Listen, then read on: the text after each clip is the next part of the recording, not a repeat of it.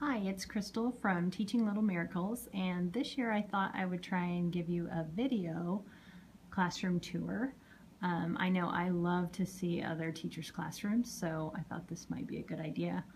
I'm starting out here across the hall from my room. This is our B bulletin board, and we're going over each of the words before we put them up there. And the students can draw a picture of what they think it means, or tell me what they think it means, or how they could be that. You can see, I think I have a little artist this year.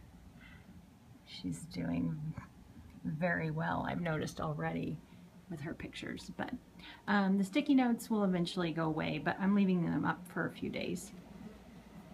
Okay, and then right across the hall is my classroom, and this is what I see when I walk in. This is where my students keep their supplies, their book boxes, things like that. Their writing notebooks, eventually their math notebooks, reading notebooks are stored on these little shelves. Up here are the standards for mathematical practice that I'm using this year, the posters. That's new for me this year. I have over here, we've already done our birthday graph, and we started Read to Self, which we've been in school. We started school on Thursday, so 2 days. We started Read to Self. We're still going to add to our anchor chart and practice some more as we go along. We're also doing Champs this year, is new to me, and go over here. If you don't know, that's what Champs means or stands for, the acronym. And then for the activities that we do, we go over those expectations before we do it. And we've talked a lot about voice level this year as well already.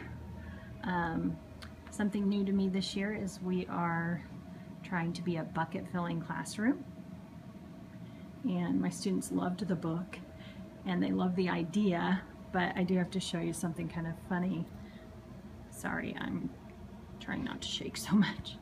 I have a very challenging class this year. I knew that going into it, but the first day started out wonderful, and then after lunch we kind of went downhill.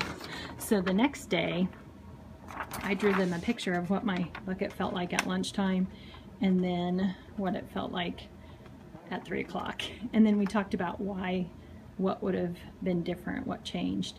And so they were very excited on Friday to try and keep my bucket full, and they did a much better job Friday.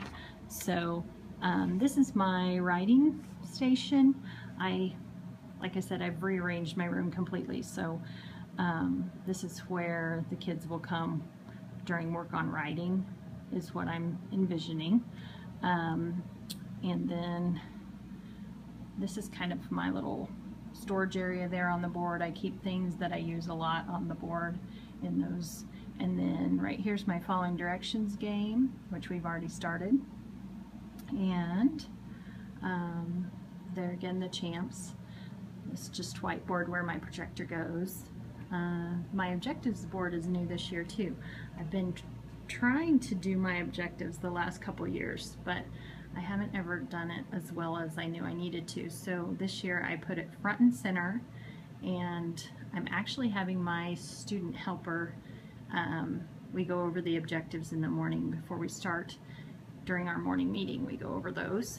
They get to read those and be the teacher. There's just my extra B words that we haven't got to yet.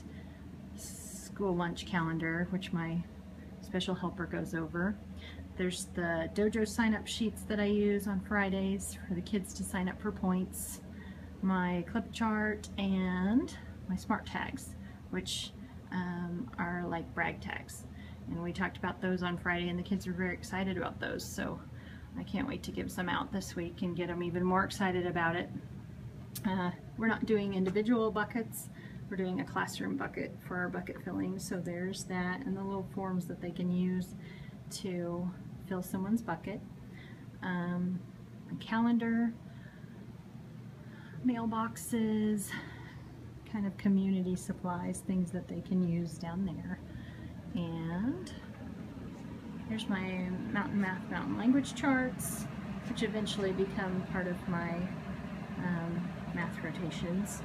And down here this year I'm teaching K2 Science and Social Studies also, in addition to 2nd grade. So I'm very excited about that, and this is where I'm keeping my science materials. And I have what I'm envisioning my word workstation, or at least where they can come get the supplies, is here. I'm not sure beyond that.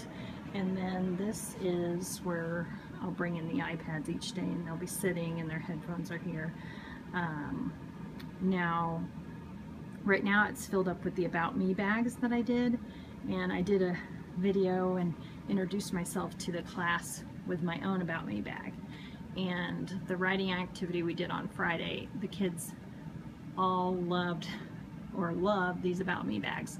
We're doing a few each day, so we still have some to get through, but they have put 5 items in there that tell me something about, and the class tell the class and I something about themselves. And so as I pull them out, we all ooh and ah over them, and then we try to guess whose bag it is. And then after we've guessed, the person whose bag it is gets to come up, and it's kind of like show and tell. They get to tell us why they chose those 5 things. Up here, these boxes came with our Saxon Math last year. I'm not using Saxon Math this year, but I didn't want to throw the boxes away, and now I'm really excited. Those hold my reading materials for each unit each week. They're organized in there because I usually do them in hanging folders, but sometimes they were getting too full, so these boxes are working out really nice for that. And I still have more, so I think I might do some for math too. Then this is just my little desk area. I don't have a desk, but I use this back counter for my computer, and the table, of course. These bags are ready for my kiddos that did their summer homework and brought it back. So I had 4, so I was pretty excited about that. And then I think that's about it. Over here is still my Seuss Club board, which I had last year, and my morning check-in. So I think that's about it. And thanks for joining me in my classroom today. I'll talk to you later. Bye.